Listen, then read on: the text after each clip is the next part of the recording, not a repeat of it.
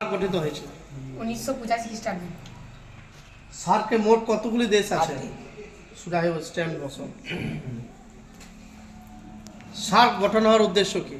একে অপরের দেশের সঙ্গে সুসম্পর্ক বজায় রাখা, বাণিজ্য কেন্দ্র ও পণ্য দ্রব্যের একে অপরের দেশে সাহায্য করা। সার্ক শহরটি, সার্ক সংস্থাটি পুরো নাম কি? South Asian association for regional cooperation. SAARC সংগঠনটি কোন জায়গায় গড়ে উঠেছে? ওই নেপালের রাজধানী কাঠমান্ডুতে। Very good. নেপালের প্রধান ফসল কি? নেপালের প্রধান ফসল ধান, গম, পাট, কমলা লেবু, জল। নেপালের কয়েকটা প্রধান প্রধান শহরের নাম? বিরাটনগর, জনকপুর, তারপর পোখরা। নেপালের প্রধান পর্বতের নাম? Mount Everest. তার উচ্চতা কত? 8848.86 মিটার। নেপালের প্রধান নদীর নাম কি? নেপালের প্রধান নদী কালীগণ্ডক। নেপালের প্রধান ভাষা কি? নেপালি। নেপালে নেপালে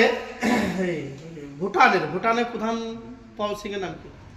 ভুটানের প্রধান ওই তো কোলাকান্দি। ভুটানের প্রধান নদীর নাম? মানস। ভুটানের প্রধান রাজধানী কি?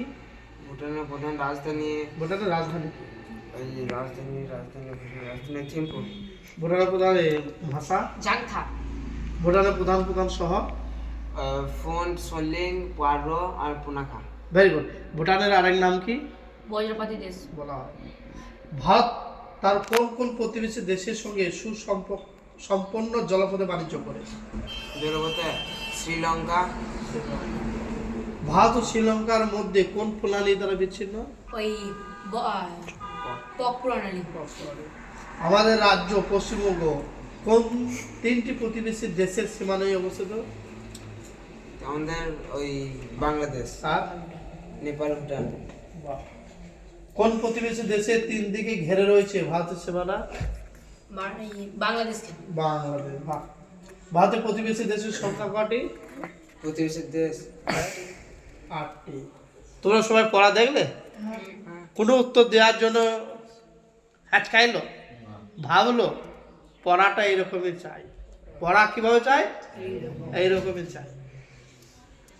ওদিকে ওরা বোরিং যাবে তখনও ধরবি, দেখবি যদি থাকিস তখনও উত্তর দেবে যে না ভুটান নদী মানুষ। তাই তো মনে থাকবে তো নাকি? ঠিক আছে, চলে এসো, তোমরা উঠে যাও।